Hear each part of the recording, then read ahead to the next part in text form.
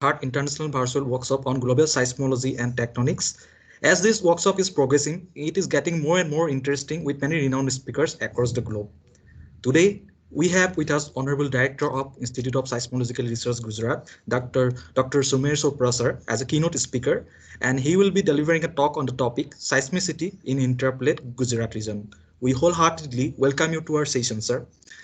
Thank you everyone for joining us today and for showing your continued support and overwhelming response throughout this event. We look forward to your interactive participation at the end of this session. Today, we are privileged to have Professor J.R. Kyle, ex-Deputy Director General of Geological Survey of India, as the session chairperson, Dr. Debojit Hazarika from Wadia Institute of Himalayan Geology, Dehradun, as the session co-chairpersons. We are also glad to have Dr. Sukanta Roy, Honorable Director of Borehole Geophysics Research Laboratory, as guest in our today's session. Now, I would like to request Honorable Cecil Chairperson, Professor J.R. Kyle, to provide his initial remark. Over to Professor Kyle, sir.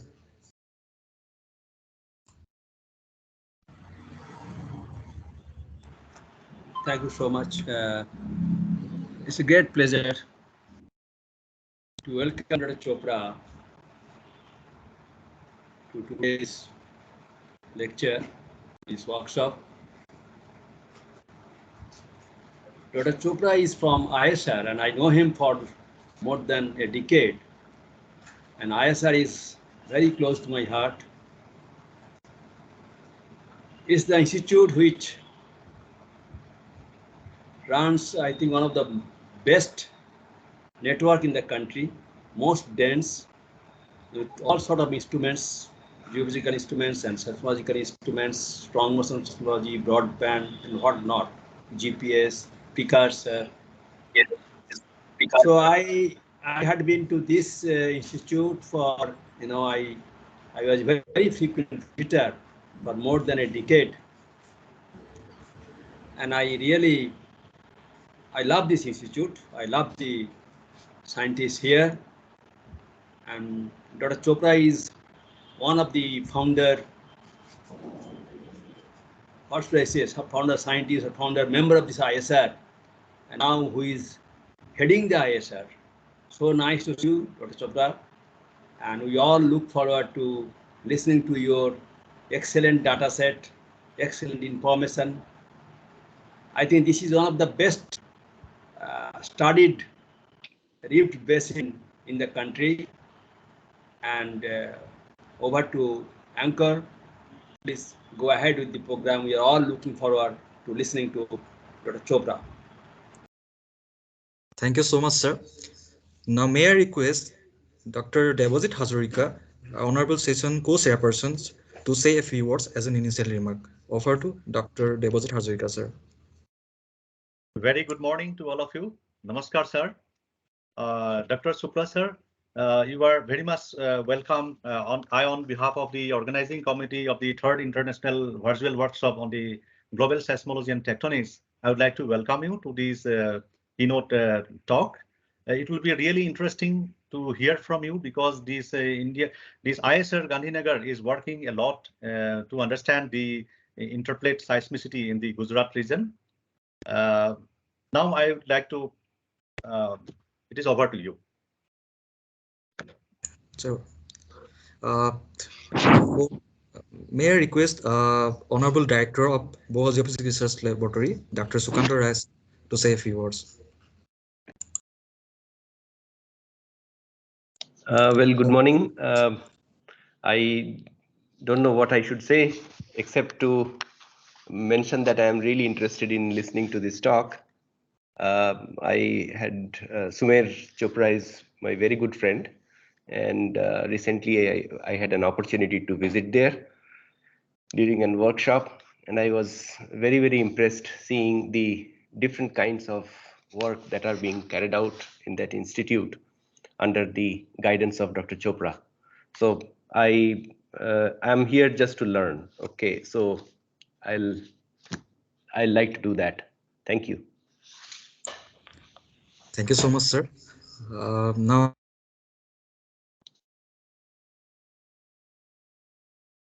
as Senior Research Fellow of Geoscience and Technology Division, CSIR NIST, to read out an illuminating biodata of Dr. Sumir Chopra.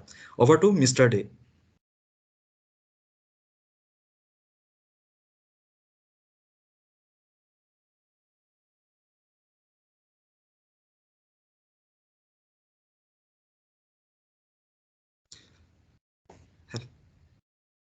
Mr. Sandan Day.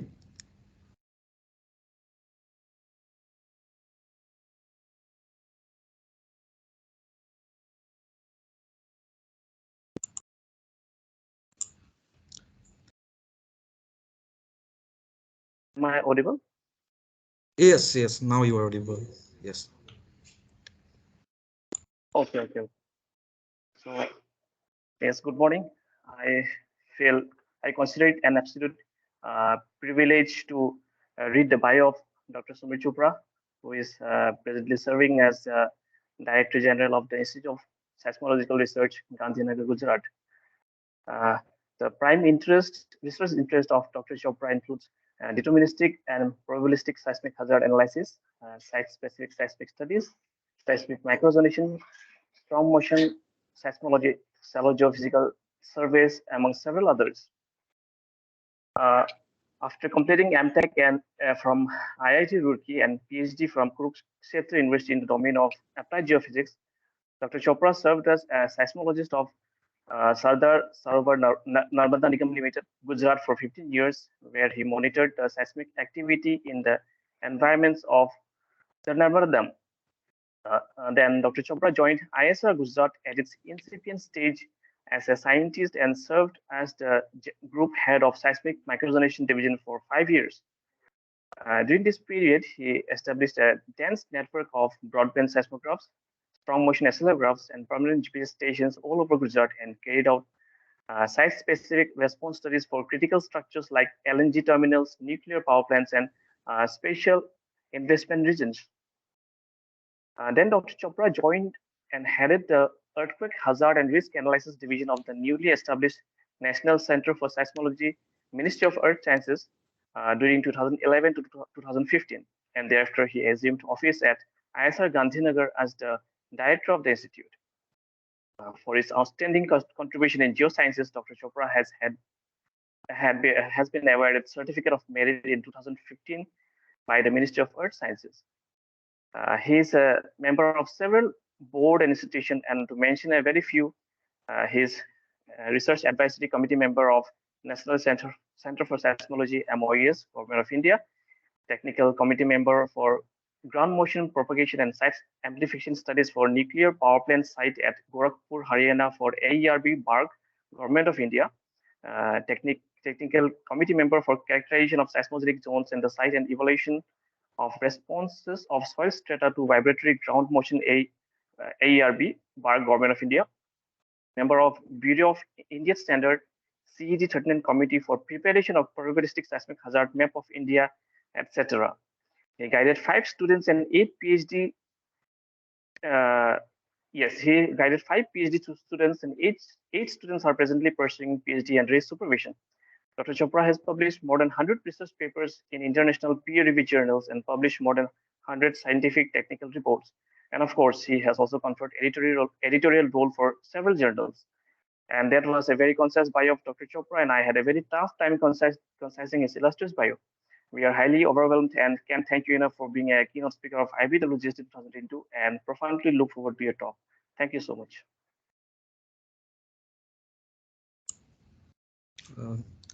Now may I request the keynote speaker of our today's session, Dr. Sumir Chopra sir, to kindly take over the digital forum and enlighten us with your lecture. Over to you, sir.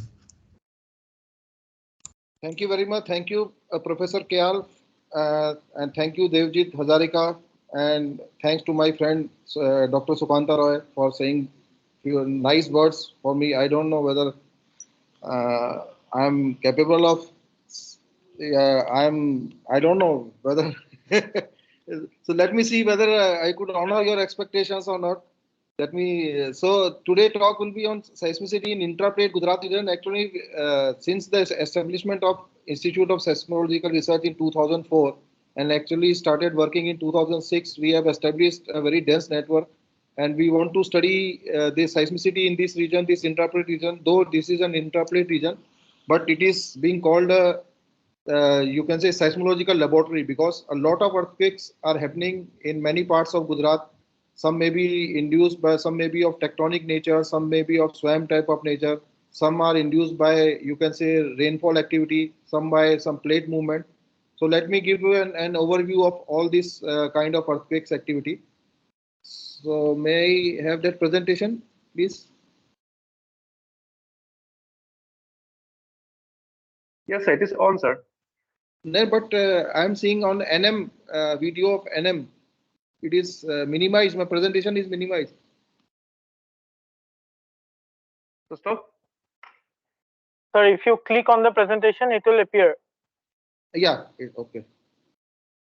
So let me start with the geological evolution of Gujarat intraplate region. Actually, we all know it is a part of Indian plate, is a part of Gondwana, a large Pangean continent. And during the breakup of this continent started in the Triassic period, and the Indian landmass moved towards the Eurasian plate with a varying speed. From initially it moved at the speed of 16 centimeter per year, and gradually reduced to 5 centimeter per year. So it moved from, you can say, southern to the northern region, and it started colliding with the Eurasian plates around 50 million years ago. And the Gujarat is generally consists of three major, you can say, regions: Kutch region, and you can say Saurashtra region, and mainland region. And it is a tri-junction of three failed rifts: Narmada Rift, Kutch Rift, and the Cambay Rift. And the rock types, the generally rock types are from Precambrian to the recent. And it is interesting to note that the Paleo era is entirely absent. And if we see the Kutch Basin is consists of a sedimentary sequence from Mesozoic, Tertiary, and as old as Triassic. Then Saurashtra Peninsula is generally a host, and most of almost more than 80% of the Saurashtra region is covered by Deccan traps. And the mainland region, in the southern mainland region of Gujarat, we have a Deccan traps, and in the northern region, we have, you can say, sedimentary sequence of Cretaceous, Tertiary, and we, large part of, you can say, the Cambay Rift is mostly covered by quaternary sediments. Next.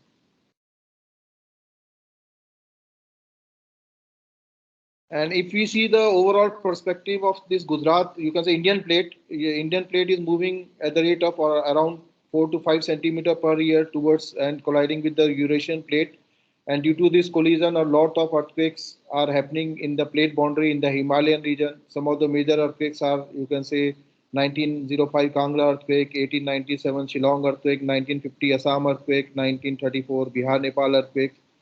And few earthquakes are happening in interior plate also. The major one is the 1819 Kutch earthquakes of magnitude almost around 7.8. Then 2001 Bhuj earthquake of magnitude around 7.6, and the Latur earthquake of magnitude 6. And next.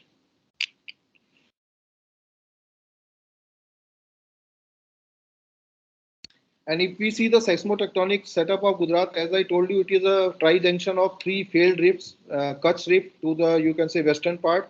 Then Cambay Rift is in the central portion of Gujarat, and Narmada Rift is in the southern part of the Gujarat. And out of these three rifts, this Kutch Rift is seismically most active. Then this Narmada Rift is moderately seismically active, and the Cambay Rift is on the northern part of the, it is from the, you can say, monitoring of last 15 years of seismic activity in this region, we found that the northern part of the Cambay Rift is most active, and as compared to the central and the southern Cambay Rift.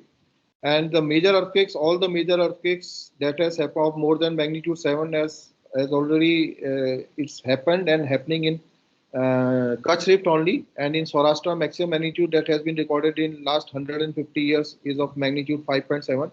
And in Narmada, magnitude up to 6.2 has been recorded. And in Cambay Rift, northern part of the Cambay Rift, magnitude up to 6 has been recorded near Mount Abu. Next. And if we see the seismic zoning map of Gujarat as per BIS, and this is the, it is very interesting to note that this Gujarat is the only state in India that has all the 4 seismic zones that has been, you can say, mentioned in the BIS.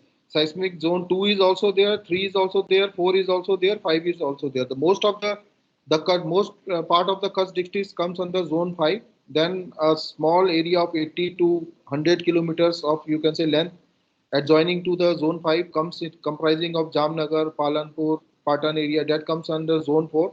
Then majority of the Saurashtra region comes in zone 3, and most of the Cambay Rift, you can say central and the southern Cambay Rift, including Narmada Rift, comes in zone 3, and a small portion on the northeast Gujarat of this Dahod region adjoining the Madhya Pradesh, that comes under zone 2. Next. And in spite of having all the 4 seismic zones, having seismic zone 5, 4, 3, previously from 1977 to 2000, only, you can say, only one observatory was there in the zone 5 Bhuj, and that too started in the year 2000. And in the left part of this, you can say, eastern part of the Gujarat, we are seeing a lot of observatories. Actually, these observatories are installed to monitor the seismicity of few large dams are there, just like Ukai Dam is there, Dharoi Dam is there. Then we have Sardar Sarovar Dam is there. Then Kadana Dam is there. So to monitor the seismicity of these dams, a small network of 3 to 5 stations have been installed. And beyond it, there was no seismic observatory that was in Saurashtra and Bhuj. Only single observatory was there up to 2000. That too started in the December 2000, just 1 month before, you can say, this Bhuj earthquake. Next. So after the establishment of ISR, we started deploying a number of seismological observatories comprising of broadband and strong motion accelegraph. And we started with a network of, you can say, 25 observatories in 2006. And now we have more than around 114 broadband stations and around 50 strong motion accelegraph. And in addition to this, we have a small array network of almost 50 broadband stations that have been installed in the, you can say, Bhuj epicentral region. We want to have a 3D clusters because the Kutch Rift is very heterogeneous, and we want to have a 3D cluster structure of that Kutch Rift. So we have installed a network of almost 50 broadband stations, very close spacing. Every 5 kilometers, we have installed a broadband station in 3 linear arrays.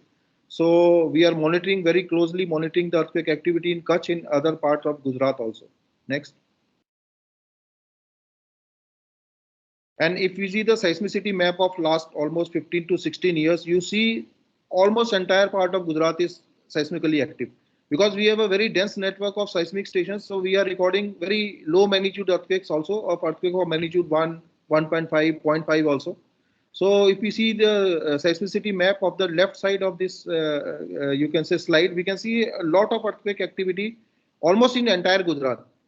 So most of the earthquake activity is in the Kutch region. Then in Saurashtra region also, some in few pockets, the earthquake activity is there. And in Narmada, western part of the Narmada Rift and northern part of the Cambay Rift, some activity is there.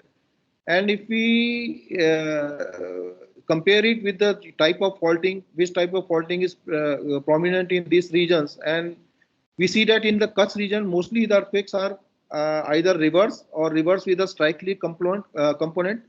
And in this Saurashtra region, we are recording earthquakes, strike-slip earthquakes.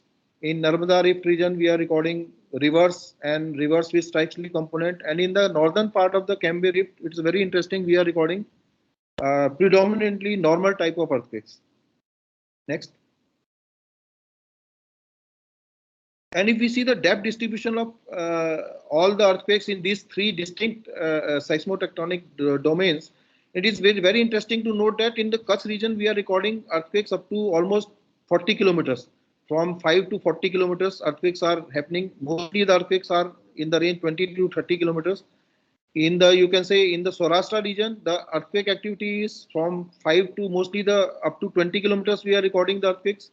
And in the mainland region, in the northern, you can say, Cambay Rift region, we are recording earthquakes up to 20 kilometers. So we can say that in Kutch Rift, almost the lower part of the, you can say, lower and upper crust are both active, whereas in Saurashtra, only the upper crust is active and lower part is inactive. Next.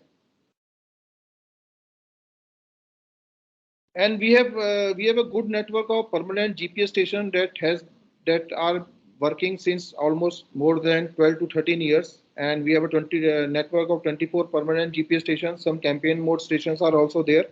And from the analysis of this, because the deformation this is an intraplate region and deformation is very low. So after 10 years of more than 10 years of continuous operation, we found that the deformation in Kutch is around 1 to 3 millimeter per year. In Saurashtra, it is very low, around 0.6 millimeter per year. In mainland, it is also very low, in 0.9 millimeter per year. In Narmada, it is high. It is as high or comparable to the Kutch region, almost 1.3 millimeter per year. Next.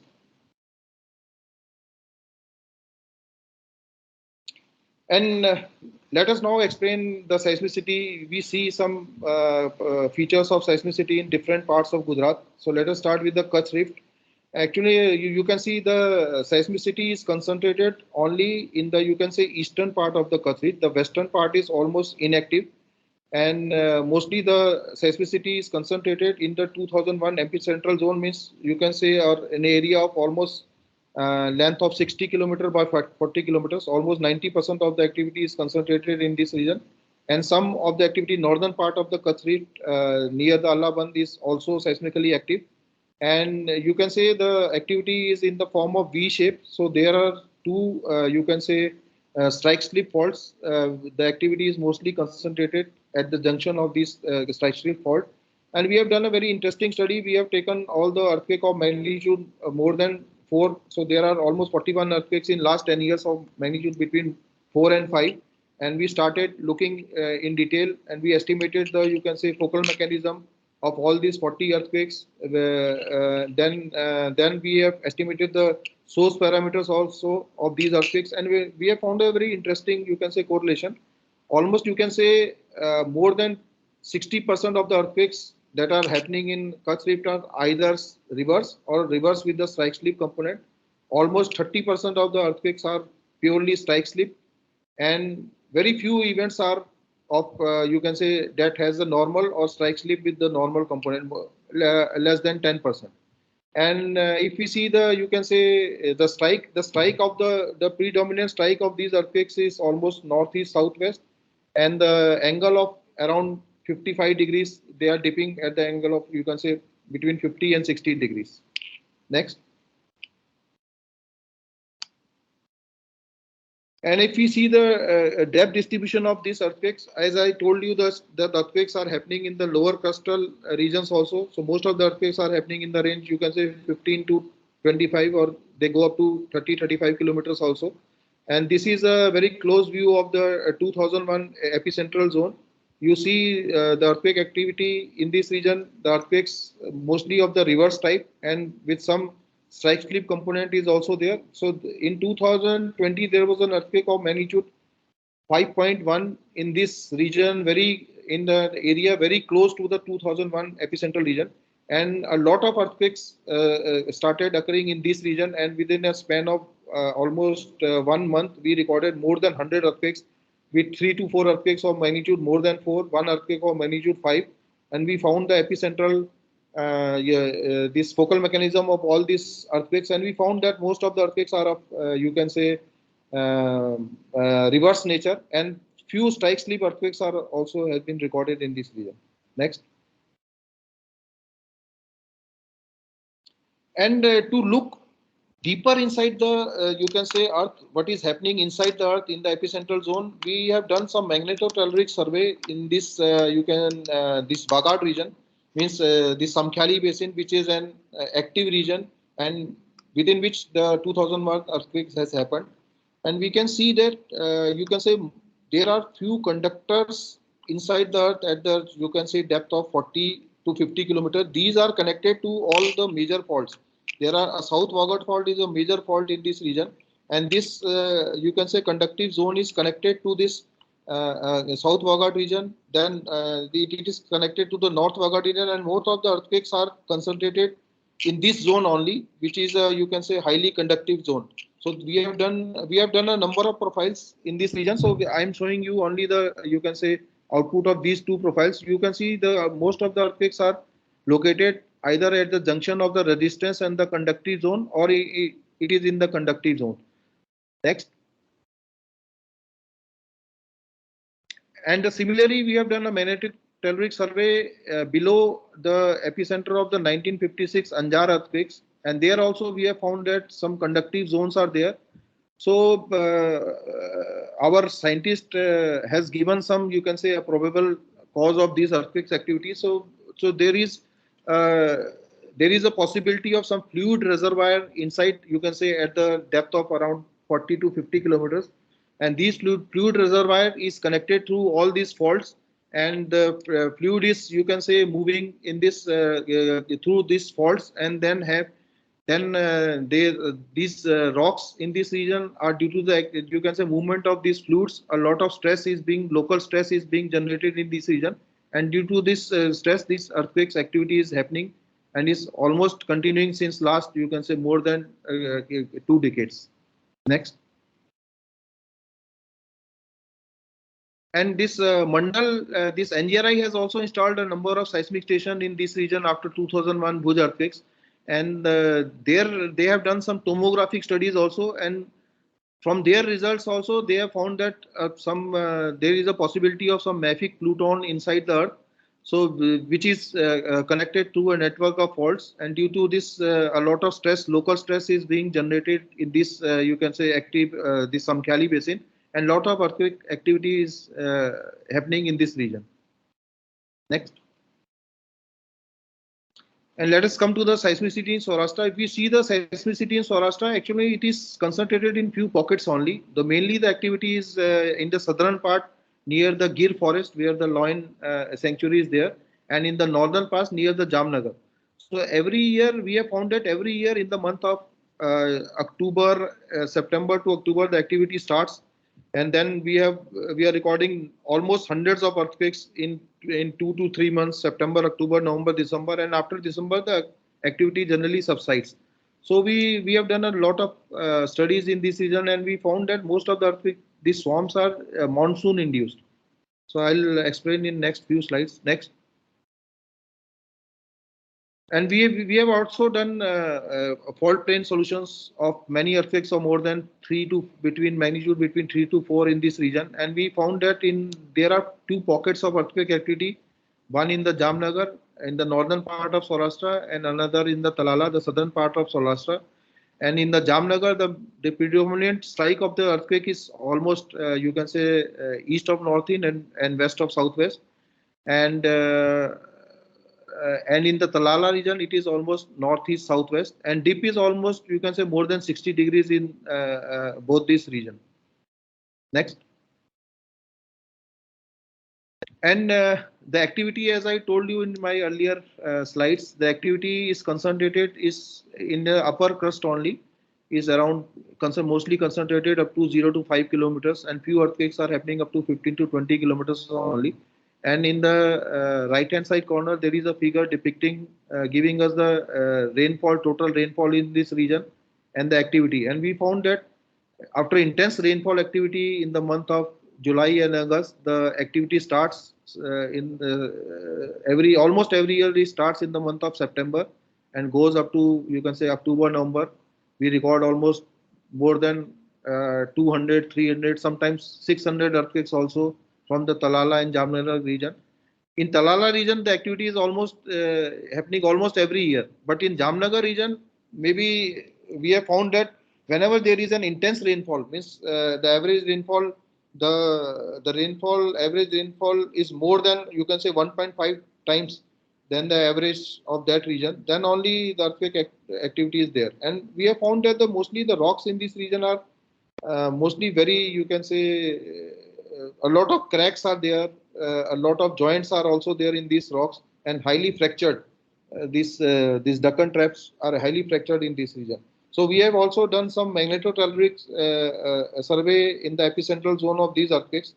So we have done this. This is an region, we have Talala region, I was telling, in the Gir forest area.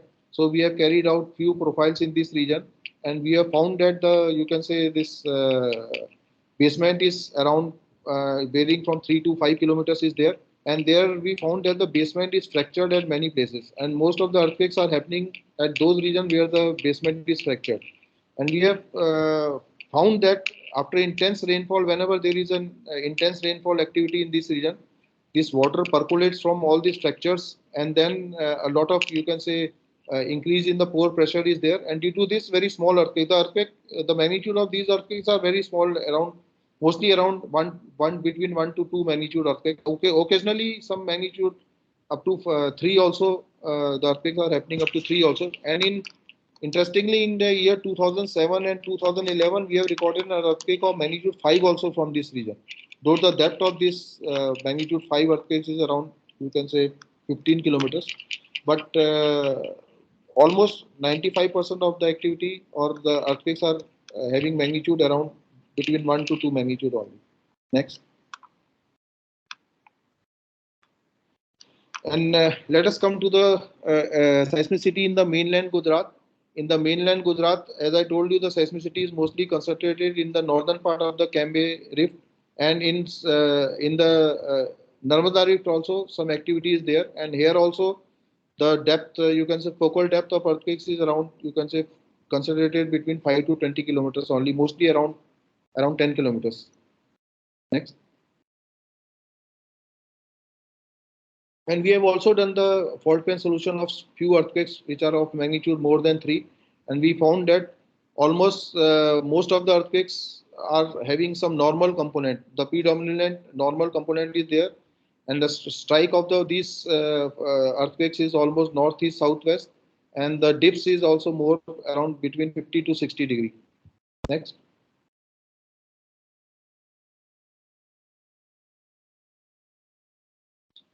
And in the same phenomena which is happening in the Saurashtra region, we are noticing the same phenomena in the South Gujarat also. There are 2 pockets where the SWAM type of activity is continuing since you can say 2012 or 13. So every year we are recording a number of earthquakes. Though this SWAM activity is not as intense as in Saurashtra, but here also after intense rainfall we are recording earthquakes of magnitude, low magnitude, around 2 magnitude, between 1 to 2, and we are recording 30 to 40 earthquakes every year. And in 2016 it went up to 100 earthquakes. And below this there is a region Palghar also is there. So there are a lot of earthquake activities there. We are recording thousands of earthquakes from the Palghar region since last 3 to 4 years. Next. And here also we have monitored the rainfall also, and we found that a good correlation with the rainfall is there in this region too. So we have found that these Deccan traps in the Saurashtra region and Deccan traps, Deccan traps in this southern mainland region, they are highly fractured. And after the intense rainfall activity, some seismicity, SWAM type of seismicity is being noticed in this region. So we are going to investigate. We are in detail the local crustal structure of this region. So we are in future we are planning to have a, you can say, a very shallow empty survey in this region with the you can say interspacing of almost 1 kilometer. So let us have a 3D model of this region. So then we can able to say what is actually happening in this region. Next. And as I told you, we have a good network of strong motion stations also. From this strong motion data, we have almost recorded more than 1,000 earthquakes in this network, though the magnitude of the earthquakes is around 2.5 to 5 magnitude earthquakes, but we have recorded a number of earthquakes for number of sites, and we have studied the, you can say, the source parameters from the strong motion data, from the high frequency data. And we have compared the, you can say, source parameters of the Kutch Rift and the Saurashtra ores. So we have taken an earthquake of, you can say, between 4 to 5 magnitude in the Kutch region and 3.6 to 5.1 in the Saurashtra region. And we found that the stress drop in the Kutch region varies from, you can say, 23 bars to 104 bars in Kutch, and almost you can say 9 bars to 70 bars in the Saurashtra region, with an average stress drop of events that are happening in Kutch Rift is around 5.3 megapixels, and in Saurashtra it is 3.3 megapixels. And this implies that the earthquakes in Kutch rifts are more destructive. They are having more high component, high frequency component, and low stress drop events are occurring in the Saurashtra region. Next. And we also, because we found this focal mechanism also, so we estimated the direction of maximum horizontal stress also in the Gujarat region. As we all know, the stress changes due to the occurrence of small earthquakes, and but generally large earthquakes can significantly they transfer the stresses to the nearby faults. And mostly the most common methods are that has been provided by Michael in their research work in 84, 87, and 91. Next. So we have taken all the focal mechanisms that have been estimated by us and different researchers, and we use the stress inverse algorithm, where the input is focal mechanism. We provided the strike, dip, and rake, and the output is the P and T axis, Mohr circle, confidence limits, and the R ratio. And from these three, you can say sigma 1, sigma 2, and sigma 3, we found that the SH max, the direction of the SH max from the Zoback method of 1992. We also estimated the shape ratio R. Next.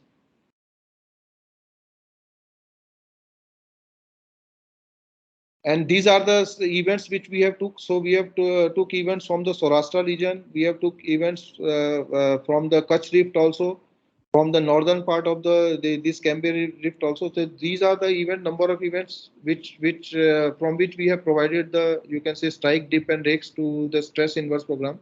Next. And these are the results. And we found that the direction of the SH max is almost 16° north in the Kutch Rift, and it is almost same 16° north in the Saurashtra region. But in the mainland region, the northern part of the mainland region, it is 231° north.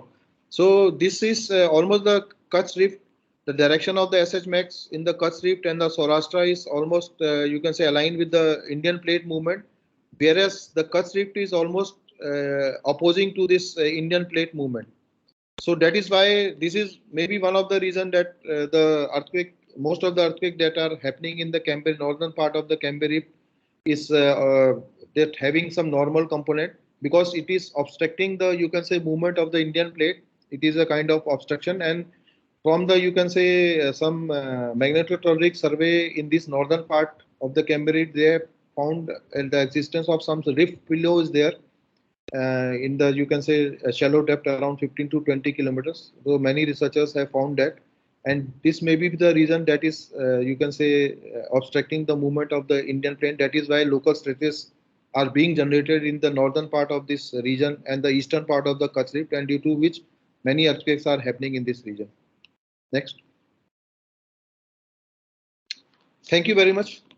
So if you have any questions, actually we have done a lot of research, other research also. We have done a lot of seismic hazard assessment utilizing the, you can say, our site specific data. We have estimated a number of, you can say, parameters which are related to path. Then we have done a number of studies related to local site effect also, because we have recorded a number of earthquakes in our broadband also, and in our SMA also. And recently we have also published a paper where we have, because in many of the stations we have both the instrument strong motion also and broadband also, which are co-located at the same place. So most of the earthquakes, large earthquakes of magnitude more than 3, have been recorded in both strong motion also and broadband also. So we have developed an empirical relation between broadband and the strong motion data. So whenever there is no, we are lacking with the strong motion data, using that relation we can convert, you can say, weak motion into strong motion. We can get an idea of the expected PGA from that earthquake. So we have done the similar study for the northeast region also, because there also a number of sites are there which have been installed by NCS, is operating a network there. There also SMA and this BBS are co-located. So we have estimated an empirical relation from that region also. So because this talk is related to the mainly related to the seismicity in this Gujarat region, so mostly I have concentrated only to the seismicity part. Beyond this, a lot of geophysics, we have carried out a lot of geophysical surveys also in entire Gujarat region. We have almost estimated the, you can say, crustal depth from different methods. So we have a very good information of the shallow part of the crust also, which we are using in, you can say, site specific studies. So these are all the real data we have estimated. VS30 is a very useful, you can say, parameter that is widely being used in number of ground motion prediction equations and number of site specific studies also. So we have estimated almost more than 1,000 sites in Gujarat. So we have a VS30 map of Gujarat also. So we have done a lot of studies in Gujarat, but due to time restriction and this the topic, I'm mainly concentrated on the seismicity part of this in this talk only. So I welcome if there is any questions are there. Thank you so much, sir, for such an elaborate and educative lecture on seismicity in intraplate Gujarat region. We hope all our participants are highly benefited from your lecture. Before moving ahead, I would like to announce that we will take 3 queries from the attendees. I request the participants with a query to kindly raise your hands, and accordingly, we may ask you to unmute yourself to clear your query from the speaker. Also, the participants may please send the rest of their unintended questions to the email ID of the convener of this workshop, who will send the questions to the concerned speaker and then will send the responses to your respective email IDs. Thank you. So now I would like to request our session chairperson, Professor J.R. Kyle, sir, to say a few words on this talk. Over to Dr. Kyle, Professor Kyle, sir.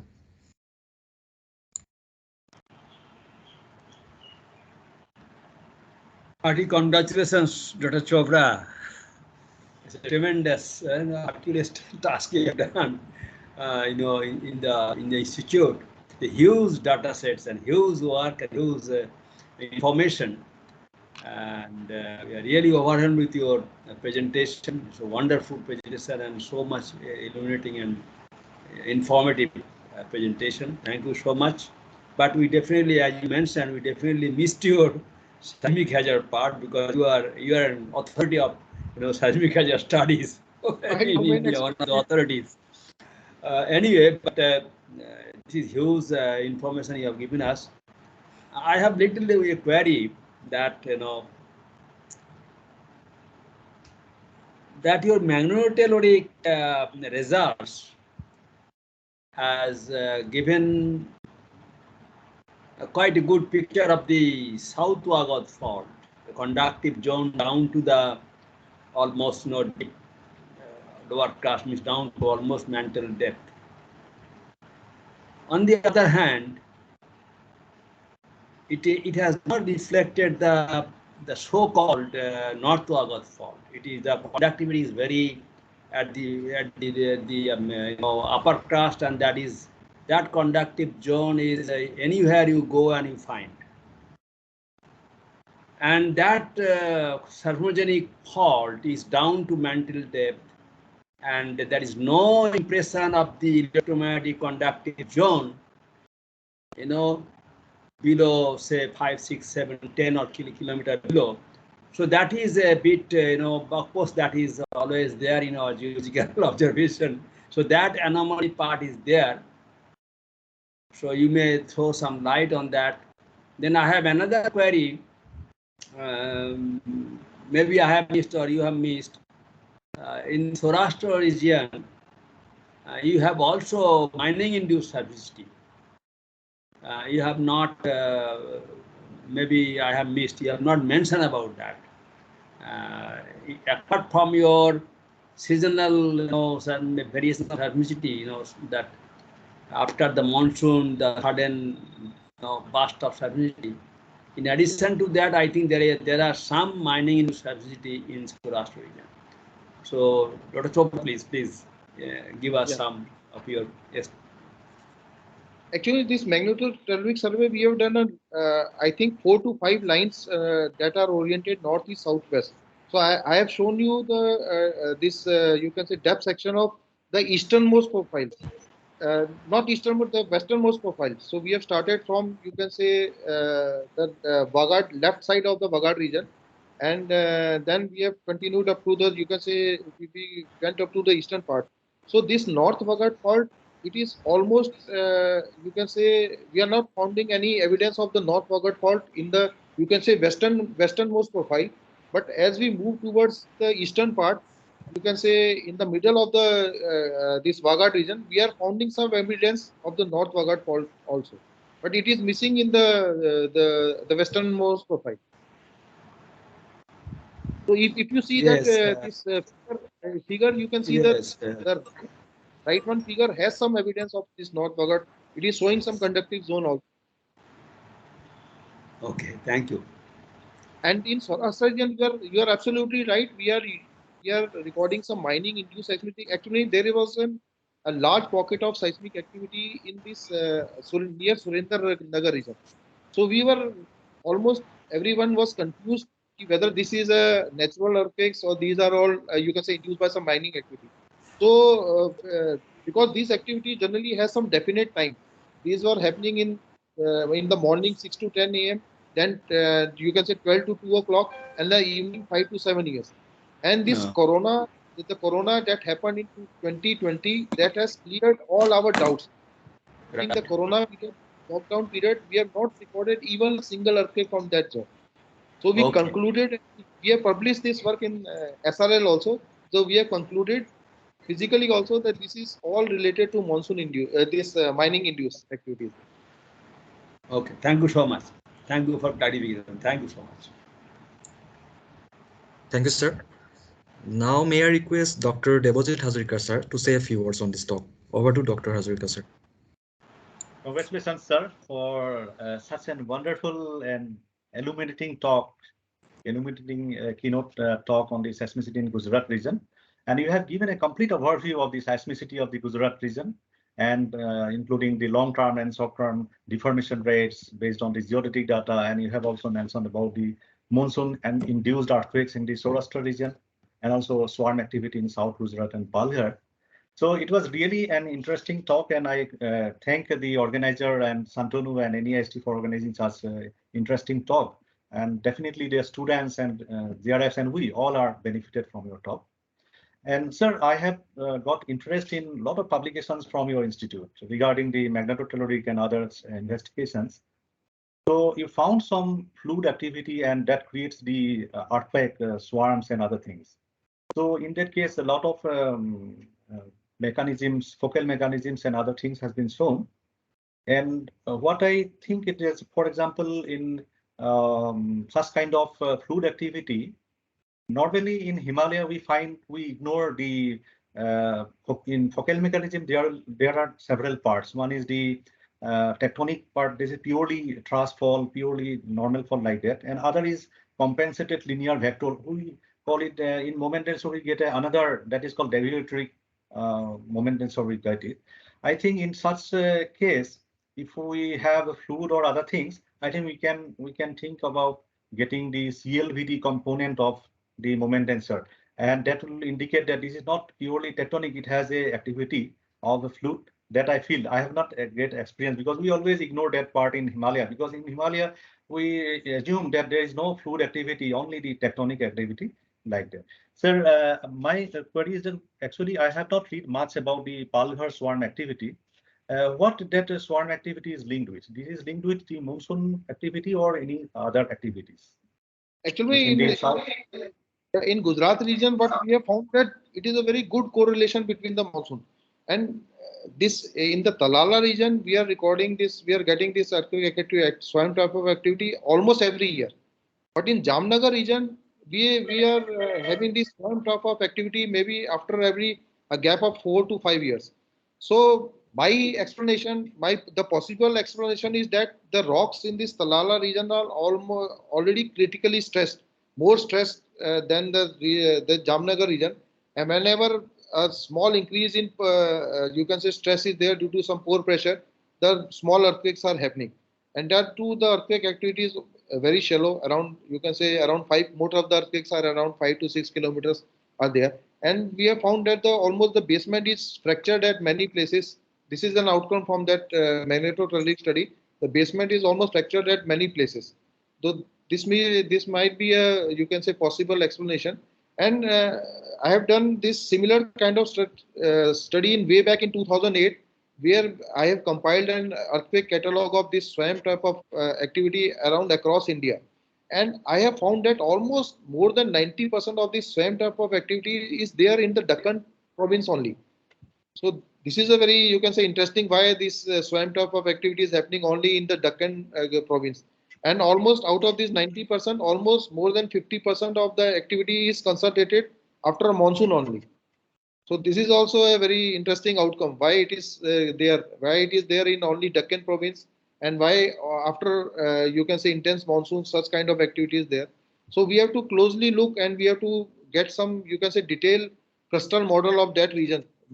How these faults are there, how these are, you can say, depth-wise, their behavior depth-wise, and whether there is some interlinking of different faults are there or not, and what are the, you can say, amount of stresses in this region. So this type of studies, if we do detail in, we take up each and every pocket of this SWAM activity, and we do some kind of detailed integrated survey comprising of geophysical, seismological, geological, then we can come up with some solution, or we can come up with some model of this SWAM type of activity. Thank you so much, sir. And I really congratulate you, sir. Your institute is producing so much of good work in all possible fields of geophysics. Thank you so much, sir. Thank you, sir. Now, may I request Dr. Sukandar Roy, sir, to say a few words on this topic. Over to Dr. Roy, sir. Sitting in a small place in Karad, in an hour's time, I got a detailed overview of the seismicity in Gujarat. Thank you, Dr. Sumer, and thank you, the organizers, for this concept of this virtual workshop. In an hour's time, I was educated about this, the seismicity and its characteristics of this region. I have many things to discuss, which probably cannot be done in the time frame of this meeting, but I will do that maybe with Dr. Sumer in more detail sometimes. Just a quick one or two things I wanted to ask. Do you have any idea about the differences in stress drops between the Kutch region and the Cambay region? Actually, that is one thing. And the second thing is not a question; it's just a suggestion. Maybe we can try to do some heat flow measurements also in this region. Yeah. If there are, I mean, you know the region better. Yeah. Actually, I'll start with the heat flow. Actually, some heat flow measurements are done actually near Talala region. That's the epicenter of this SWAM type of activity in Gir forest. There is one region, Tulsi Sham is there. Some place Tulsi Sham is there. There is a hot spring is also there. And actually, from your you can say your suggestion or your this, I also I've forgotten to mention that most of the SWAM activity are near to hot springs also. You can say almost in 50 to 60% cases where the SWAM activity is there, some hot spring is there nearby that region. So that is also one of the observation. So actually we want to do this this measurement, this heat flow measurement. So whenever I'll visit your institute, we'll have a discuss. We'll discuss in detail how to proceed this. Sure. And regarding this stress drop, we have found that in the northern part of this Cambay Basin, we have recorded few earthquakes, you can say of magnitude around 3.5 to 4, and we have estimated the stress drop from the strong motion instrument, and we found that the stress drop, amount of stress drop is almost comparable to the Kutch Rift. So there the average stress drop is around 80 to 100 we are getting bars, and there also we are getting around 80 to 100 bars in the of few earthquakes of which we have measured the stress drop from the strong motion instrument. Whereas in Saurashtra region, it is almost, you can say, half of the what is there in the Kutch Rift. Okay. Thank you. Thank you so much, sir.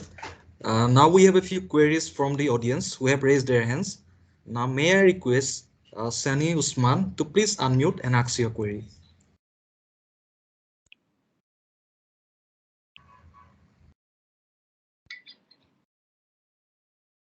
Sani Usman, if you are present, please kindly unmute yourself and ask your question.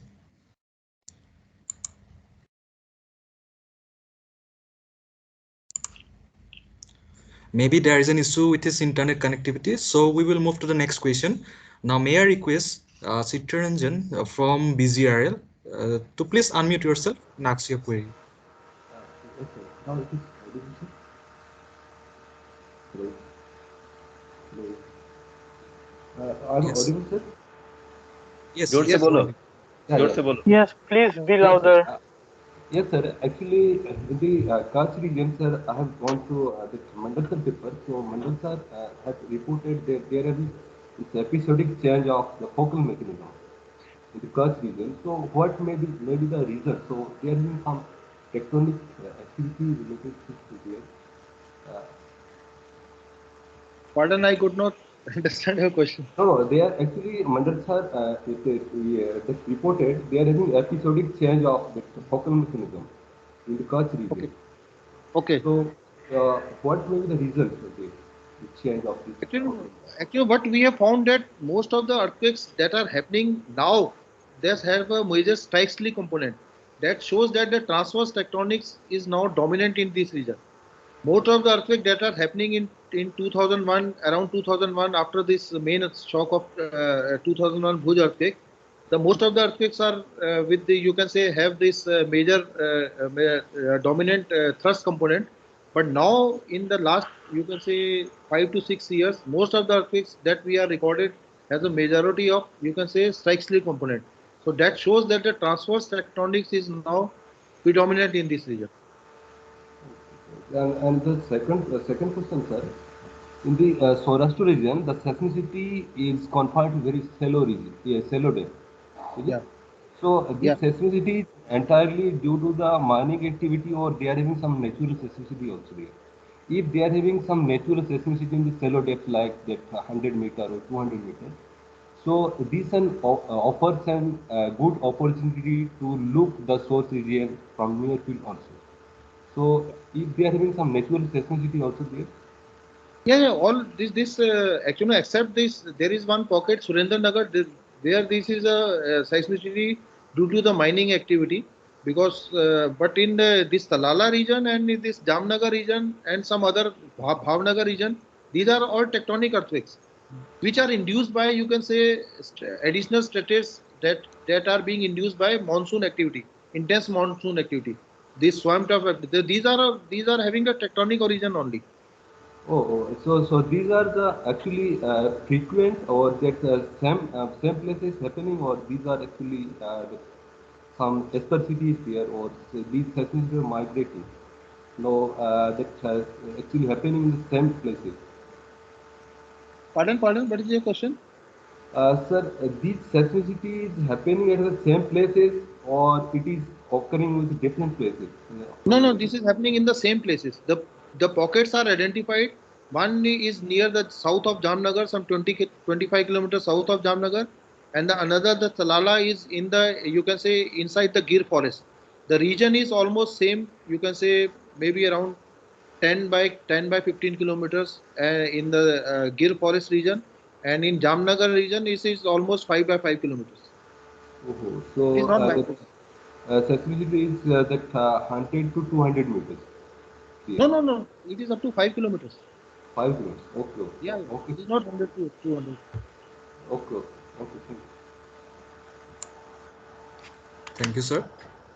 With this, we would like to end our question and answer session here, as we have limited time in our schedule. So I would like to request all the other attendees who have their queries to kindly email it to us, and we will forward it to our concerned speaker and send it their replies to your respective email IDs. Now, may I request Mr. Prasujya Borthakur, Junior Research Fellow of Geoscience and Technology Division CSIR NIST, to kindly deliver the vote of thanks. Over to Mr. Prasujya. Thank you, Mr. Navajyoti. Namaskar and good morning to all.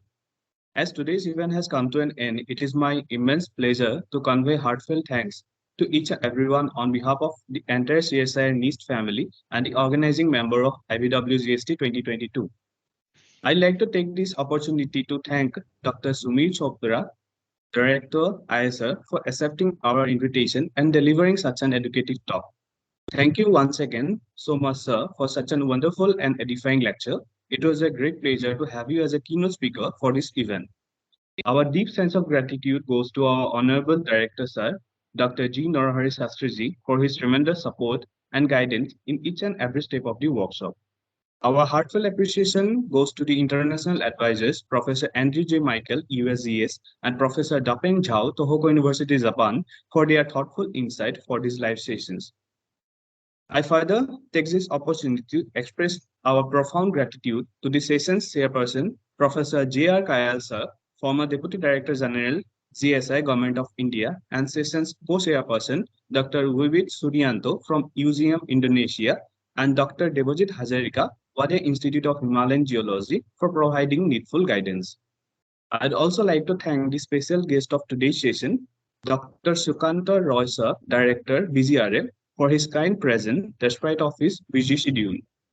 I'd like to thank Dr. Santanu Barua, sir, convener of IVWGST 2022, for his devotion and dedication towards this workshop. A special thanks goes to the members of technical and organizing committee for their months of hard work and dedication. Last but not the least, I express my deep sense of appreciation to all the attendees for their active participation in today's event, without whom this event is not possible. We, the IVWGST team, wish for your continued support throughout this event. We have another lecture today at 3 p.m. Indian Standard Time. Our keynote speaker for the next session is Dr. Sridevi Jade, Head and Outstanding Scientist, CSIR 4PI. I repeat, we have another lecture today at 3 p.m. Indian Standard Time. Our keynote speaker for the next session is Dr. Sridevi Jade, Head and Outstanding Scientist, CSIR 4PI. On this note, we're signing off from today's event. Namaskar, Dhanyavad. Namaskar.